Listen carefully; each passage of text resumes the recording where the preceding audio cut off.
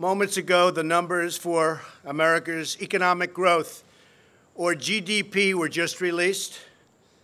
And I am thrilled to announce that in the second quarter of this year, the United States economy grew at the amazing rate of 4.1%.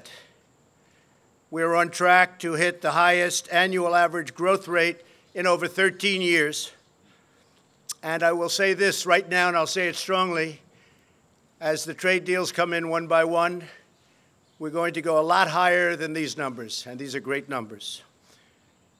During each of the two previous administrations, we averaged just over 1.8% GDP growth.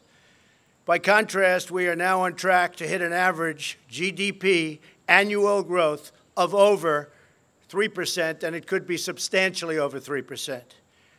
Each point, by the way, means approximately $3 trillion and 10 million jobs. Think of that. Each point, you go up 1 point. It doesn't sound like much. It's a lot.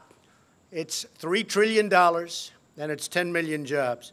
If economic growth continues at this pace, the United States economy will double in size more than 10 years faster than it would have under either President Bush or President Obama.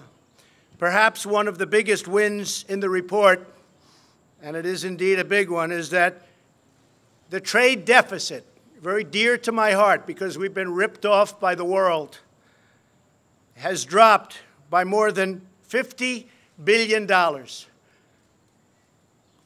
billion to be exact. It's dropped by more than 50. Think of that. The trade deficit has dropped by more than $50 billion. And that's added and adding 1 point to GDP. That's a tremendous drop. We haven't had a drop like that in a long time. You have to go back a long time before you find it. By increasing growth to 3% over the next 10 years, that would mean 12 million new American jobs and $10 trillion of new American wealth, at least. And that's not including the fact that since I was elected, we've created approximately $7 trillion of new wealth.